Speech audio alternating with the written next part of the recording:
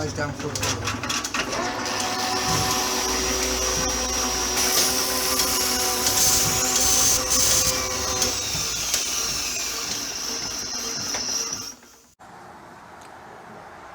Good morning, folks.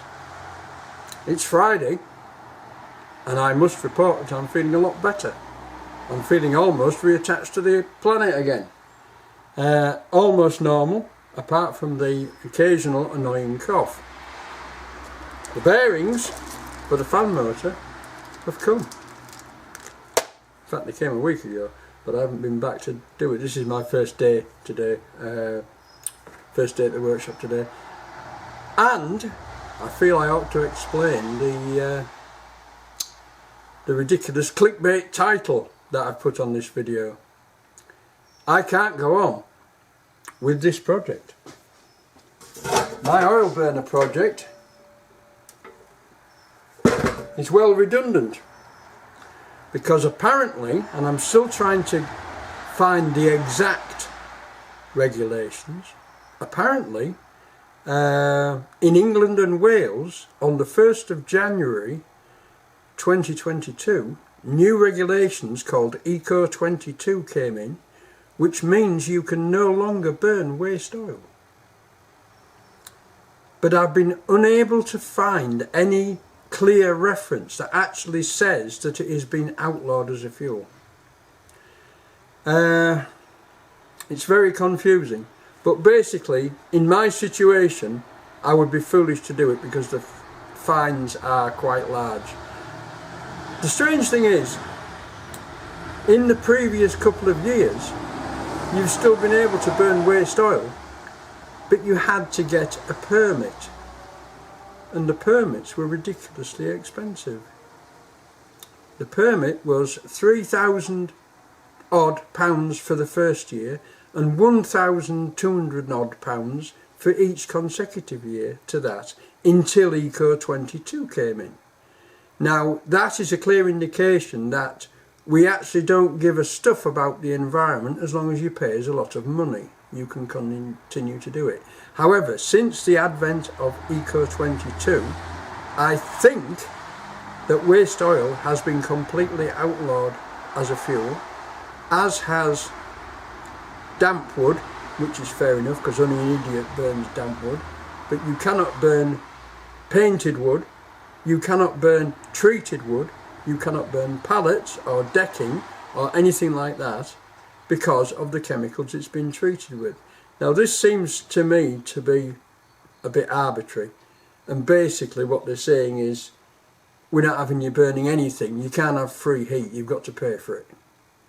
Right? But that's just my revolutionary conspiracy theory So I'm going to put the bearings back in this fan and gain some improvement, and then I'm going to have to put this down to an experimental unit to see if it works. Other than that, I shall burn wood, clean wood, dry wood, log wood basically, because I've got plenty of it. It's a nice day today, so I don't need to burn anything. Excuse me. So what I'll do is I'll put the bearings back in this fan, and then I shall have a go at this lovely piece of metal to turn it into the next piece for the lathe. So I'll see you all a bit later. Bye now.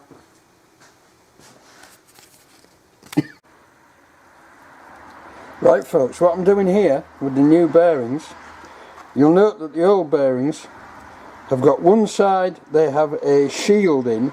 This is not a seal, it's a shield, right? It doesn't really do very much at all, apart from stop you greasing it, but you'll notice that these have only got them in one side.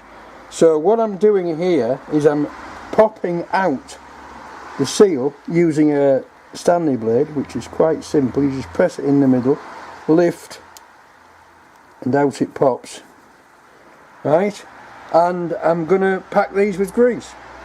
So then I'll probably put the shields back in because it makes no difference either way, does it really?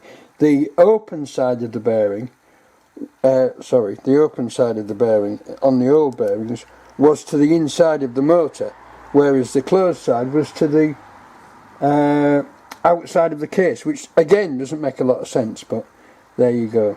Right, I'm going to pack some grease in these and I'm going to put the seals back in. Okay, bring you back in a bit.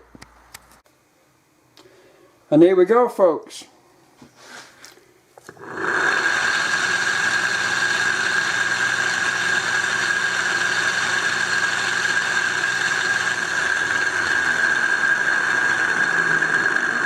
I think I've been sold some cheap Chinese bearings and they're rubbish. So they're going back. So that's put the mockers on that, hasn't it? Never mind. See, they weren't that cheap. It was they were over £1 each. They're £4 for 4. So they were cheap, but not that cheap. So there you go. Right.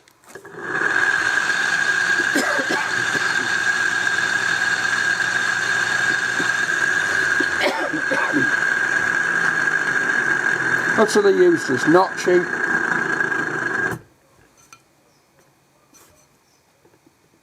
You can actually feel the play in them. Don't know if you can hear that. But listen to that. It's even rough if you lift it off the bench. Never mind. Onward and upward. Bring you back in a bit. Right folks, 1 o'clock and I've just got that bloody light working again.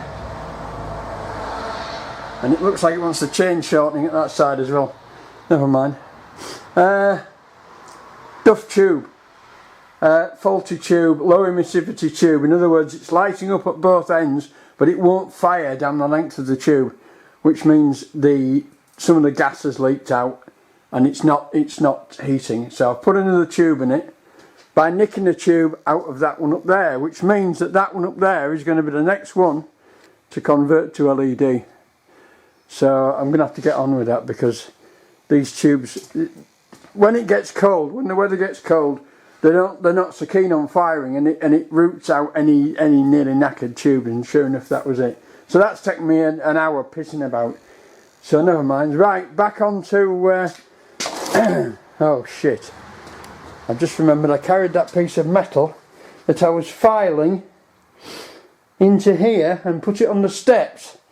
And now I've tipped the steps up and I've lost it. So I'll have to find it again. Right, off we go, back onto that. Bye now. And there it is, folks. I think that is close enough to a fit to put a couple of tacks on it and call it done. So there you go. Second job finished.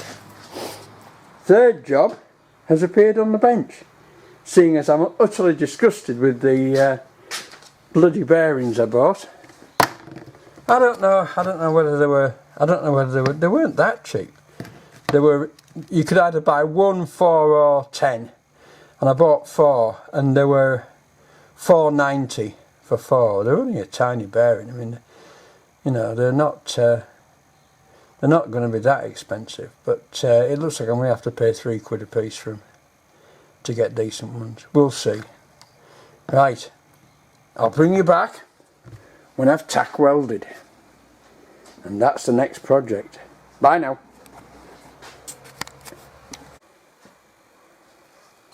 Zoom out.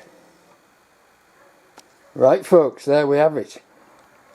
One electrical snake that fits onto one snake former.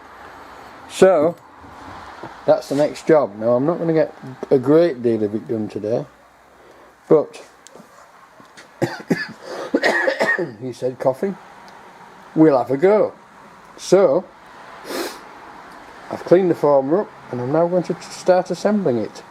Wish me luck, because I'm probably going to need it. Bye now.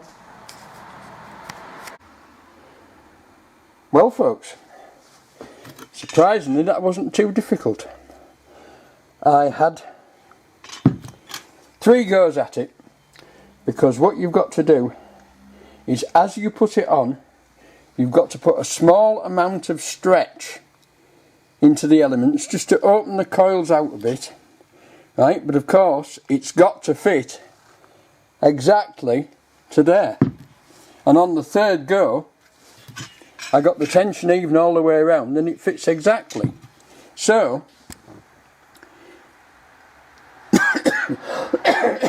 excuse me, so if this is going to last, we've already completed step 1 successfully. So the next step is going to be to get the to start rebuilding the heater chamber, which means getting the ceramic wool fibre cloth out and lining out the heating chamber with it. There's a circle on the bottom and then it's wrapped around this element until it's big enough to slide in. But of course both these tails here have to be inside these ceramic tubes, and they have to come out and then go down. So that's the next job, to get those fitting in the right place. So luckily I have got, if any of this lot is damaged, or I mean some of it is, there's a bit there that's broken, but that was broken when I took it off, but I've got lots of ceramic beads and ceramic insulators, so I can replace bits and I can make it bend to the right point. They've got to go. Let me just take this lid off here and see if you can see.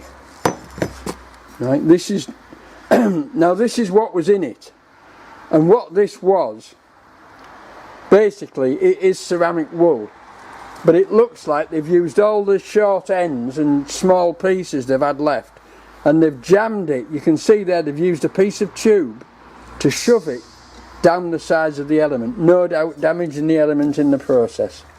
But all that's got to come out into there. That's the bottom. Now that's obviously should be a round piece cut to fit this. Well, it wasn't. Right, so what we have under here somewhere is we have some holes. Now one hole, I assume that one, takes the thermocouple, which slides up that hole there and inside the heater chamber, and the other two, I would assume the next two, but I can look inside and confirm, take the ends of the wires and drop straight into a porcelain connector block. So the first thing I have to do is to make sure it all fits, and then cut a circle of ceramic wool to fit in there, and then I've got to cut a long strip of ceramic wool, wrap it carefully around there with those bits. So I'll have to put one wrap round, and then I presume bring those down and then put the second wrap round it. So this is going to be a fiddly job, so that they both go vertically downwards, but they're also wrapped inside the insulation. I've got a lot more faith in this working reliably now. Well, it's got a lot more chance than it had before, because this is very badly insulated, very badly made. But it is Chinese. And I mean, a lot of people have bought these furnaces. And they've reported very good results with them. And they've used them multiple times. They're not like mine, which failed after the first time. But talking to the guy at Kiln Care, right, these coils are close together. Right, whether they're too close together or not, we don't know. Only trying the thing out will tell us, unfortunately. So that's the only choice we've got, is just to assemble it and see if it works. So I've got to try and assemble it with as much care as possible and see if it works. So there you go. I didn't take that off, did I? No, I didn't. Oh, I know where it is, it's underneath. Let me just tip this up and see if I can show you the underneath panel. Oh, I put it back on. Right, Inside there is a double porcelain connector which the wires slide straight down into. So that's there. And also the what you can cough cough cough what you can see through there, if I can just show you, that's the thermocouple, and somewhere there, oh, right down in the bottom there, is a double porcelain connector. So I'll just whip that base off now and I'll show you what we're doing. Back in a mo. So there we have it, folks. That's the thermocouple that slides up inside the heating chamber through that hole, and that's the double porcelain connector. Now there's the holes that it comes through, so we've got to that's where our connector fits, so they have to come through those two lower holes and then bend over, just bend round to fit straight into the connector. So yes, it's going to be fiddly, but I think I can do it. I've done worse things before. Right, that'll be it for today, and that'll be it for this week. So it's only a brief video, but thank you all for watching. Thank you for subscribing. Thank you to the new subscribers who've just logged on.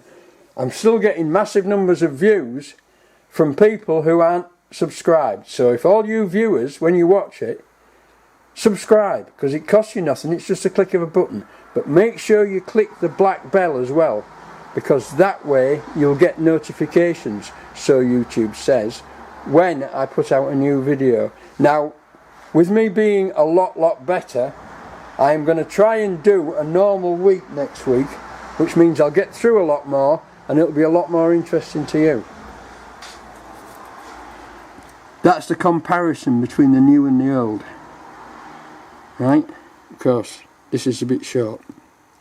But you can see on this element there's lots of places where it's going black, and where it's going black it's failing. Right, thanks folks, see you all next week, bye now.